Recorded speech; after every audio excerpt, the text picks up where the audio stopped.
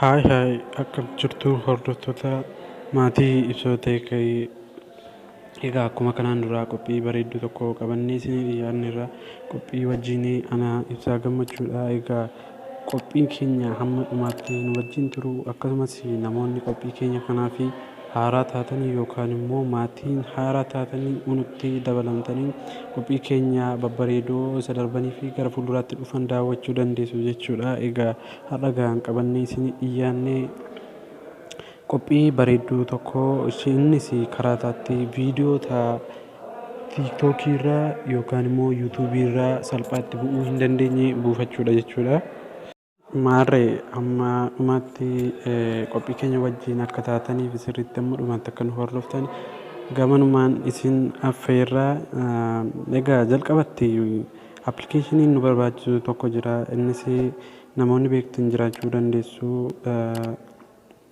Snaaptuubii jedhama. Isa mallattoo rogarfee kana keessa taa'eeru jechuudha. Snaaptuubiin kun egaa faayidaan isaa viidiyoota yookaan immoo audiyoo daawunlood gochuu jechuudha. Weebsaayitiidha, akka weebsaayitii wayiiti. Egaa akkaataatti buufannu immoo egaa waluma wajjin ilaalla jechuudha. Amma dhumatti nu wajjin tura. Akkuma argaa jirtanii viidiyoon kun isinitti agarsiisuuf jecha mallattoo sheer ishee jettu kana hin tunna.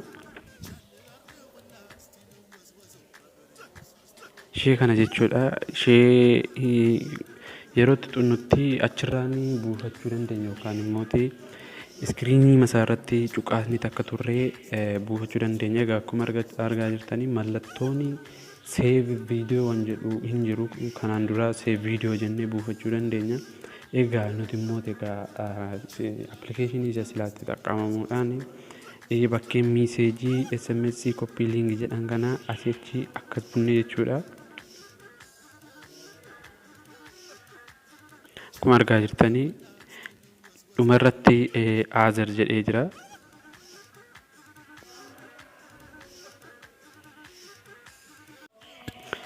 Akkuma argaa jirtanii aazar jedhee jira. Mallattoo aazar isa jedhu kilik goona.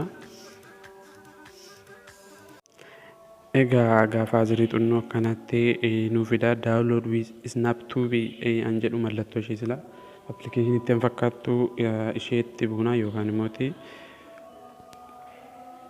akkuma argaa jirtanii ishee kana jechuudha. Ishee kilik hin goona jechuudha.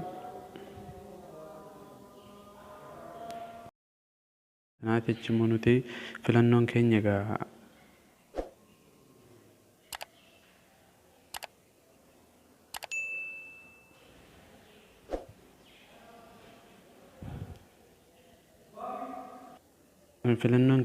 akkuma argaa jirtanii mallattoo daawunloodaan jedhu jira as kana.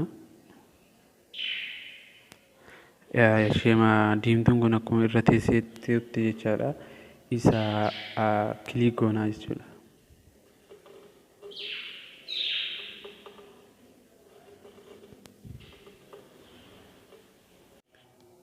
Egaa akkuma argaa jirtanii irra keessaan kunuuti akkasitti daawunloodiing jechaa jira jechuudha. Akkuma argaa jirtanii daawunlood gochaa jira.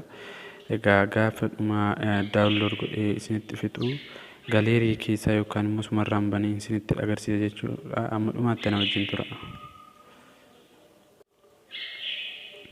Egaa akkuma argaa jirtanii hordoftoota maatii ibsoota daawunlood kompiliitid kilik tu cheek jechaa jira. Irratti cuqaasanii isinitti agarsiisa jechuudha. Anuma wajjin ammallee turaa isiniin jedha jechuudha. Kun egaa akkuma argaa jirtanii galeerii keessatti daawunloodii naa ta'eera jechuudha. Kunuuti akkuma naatti buufachuu dandeessu jechuudha. Yuutuubiis akkasuma gochuun danda'ama jechuudhaan si agarsiisa. Yuutuubiis jalqaba egaa akkuma beekamu yuutuubii seentu yookaan immoo karaa appilikeeshinii achatti fayyadamtanii iyyuu buufachuu dandeessu jechaadha.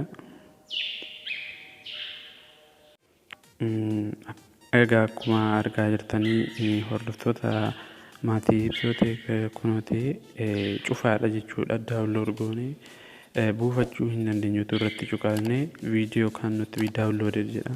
Nuti immoo egaa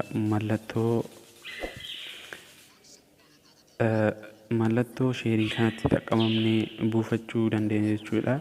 Dura mallattoo sheerii ishee jettuun cuqaasna. Sanaaf jechi ammas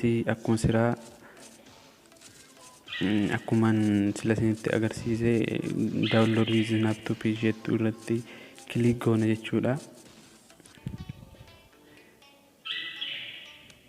Egaa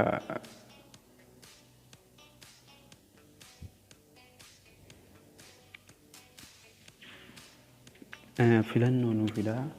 Kwaalitii hammamiitiin buufachuu barbaaddu isa jedhu kunoo akkasitti nuu fida. Sanaaf jechi nuti kan barbaannu tuquun buufachuu dandeenya jechuudha. Fakkeenyaaf ani 480p iskeeliitiin buufachuun barbaada jedhanii irratti kilik godha.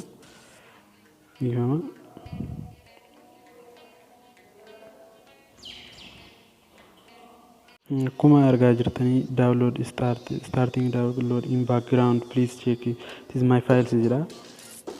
Egaa akkuma argaa jirtanii kunoo akkasitti buusuu jalqabeera jechuudha. Egaa qophii babbareedoo akkasii argachuu yoo feetanii mallattoo subscribe ishee jettuu qophii keenyarraa tuquun